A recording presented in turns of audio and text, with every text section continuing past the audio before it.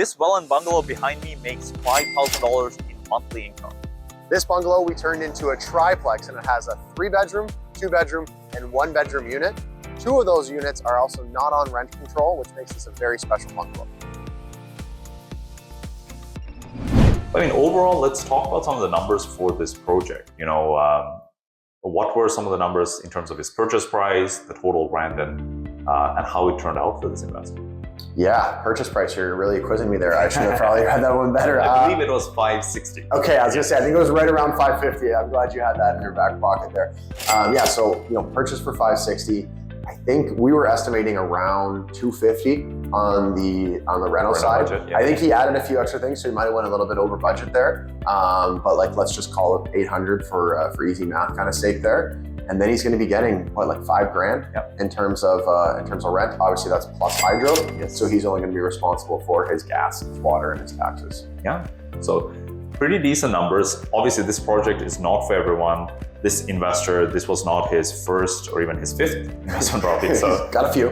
He's got a few. He's done a few different styles, and even he said this was a big project. There were things that came up. He had to do the waterproofing. He had to do some additions where it wasn't needed. Some were needed, but while he was in the process of doing it, he was like, might as well spend a bit extra now, get it done right, and then this probably will be rock solid for the next 5 years. Yeah, I mean, I think this investor has a good mindset when it comes to that. I kind of treat my properties like that, although not everybody does. Like sometimes you can, you don't necessarily need to do something, but it's going to make your life easier down the road in 10 to 15 years. And somebody with like a long-term mindset like he wants to hold this for, many decades to come. He's just like, yeah, might as well just do it now. And then I don't have to worry about it going down the road. Again, another nice thing is of this 3 units, 2 are not on rent controls. Yeah. So again, for that investor that's going to be holding this long-term, you're really going to be able to kind of keep up with the market rents. And it's going to be able to help hold this property for a long time. Well, 2 units and close to almost, $2,800 of the rent of this property doesn't have rent controls. Yeah. So that means by even year 2 or 3, that could go up 5-10% based on the market. Yeah. And that can make a big difference. Even you think of a mortgage term for 5 years, by the time your renewal is up, you could be seeing dramatically higher rents. And what we have found was for the upper units, many of those tenants are of a higher quality, and they sometimes go off and buy their own properties, right? Yeah, I mean, depending on where you are, but yeah, oftentimes you find those upper tenants right there, maybe somebody that is able to afford a little bit more, and they're just kind of saving to buy their first house, right? So sometimes we do see a little bit more turnover there. Again, with nicer, lower units like this, oftentimes you're also kind of maybe have somebody in a transition stage, so you're gonna kind of keep the tenants turning over a little bit more, which I consider it a pro. We don't want them turning over every year, but every kind of 2 to 5 to 3 years. Yeah, it really kind of helps you keep up with those rents as well as kind of just maintain the property to a better level. So yeah, you should be in a really good spot. So if someone's looking to do this, say they already own, I would say two rental properties, maybe a single family, maybe they did some renovations and this is something they're interested in.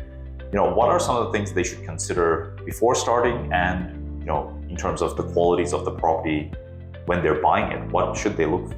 For sure, yeah. Before starting, I would say you want to have access to sufficient capital. So whether that's you have a bunch of equity in a property or a couple properties, or you've got a large lump sum of cash, that's going to be a big thing, because like we said here, your budget's going to be a little bit more variable than something else, because you've got 3 different units that you're going to be doing. There's lots of different mechanical, structural things that can kind of come up. So you want to have a sufficient buffer, right? Even if we're estimating 250, you may be able to get it done for 220, but you also might take it for 275.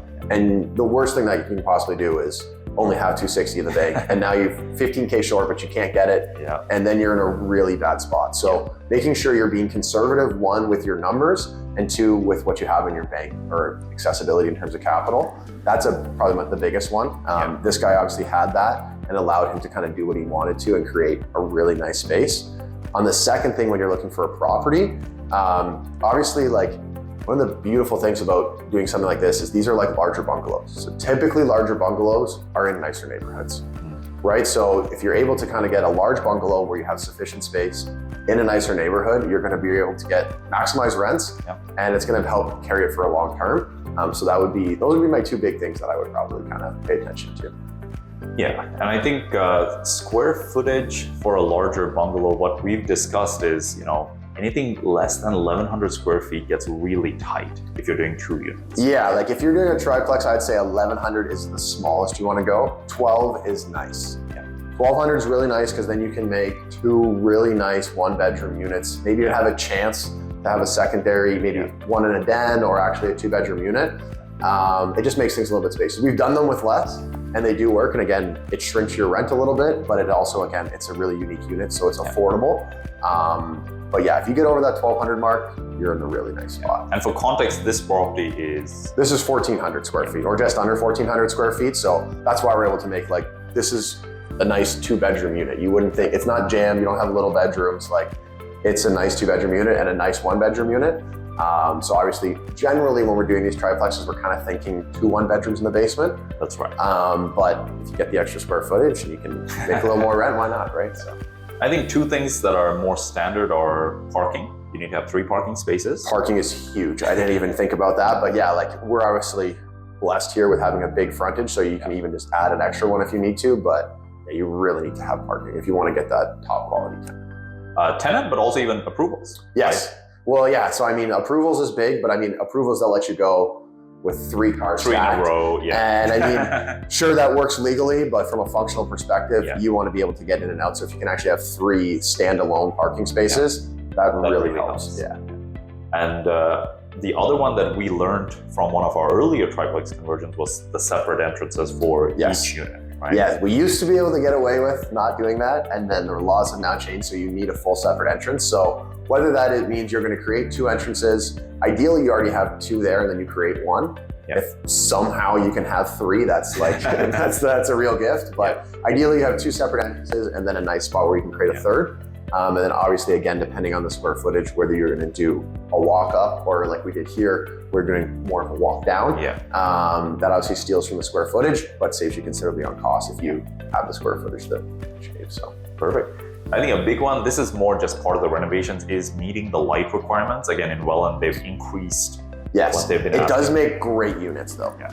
I would say I remember when Welland came out with that, where they literally doubled the light requirements that were there. And I remember we were, especially when we're talking with Jordan, the architect, it was like, oh, are we gonna be able to do this? We had to kind of really look into it a little bit more. Now that we've done multiple of these and they've come to fruition, it really makes them stand out.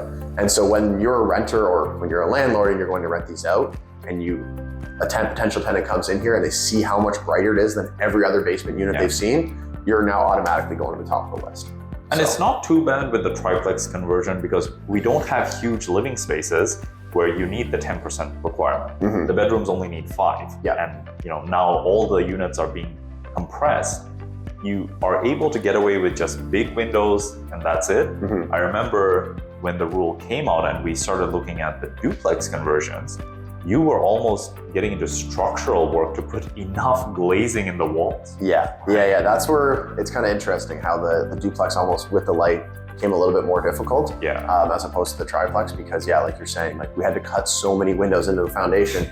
There needs to be structure in the foundation to make it work, right? So yeah, it was really, but I think that's where the triplex kind of comes in. And the nice thing about the triplex too is you are adding more units to density, right? And so, depending on what everybody's viewpoint is, at the end of the day, we've got a housing shortage. So the more units that you can add to an area, that's just going to kind of help stabilize the housing market. I think more units at lower rents. Yes, we're not building a condo and charging $3,000 a month here, right?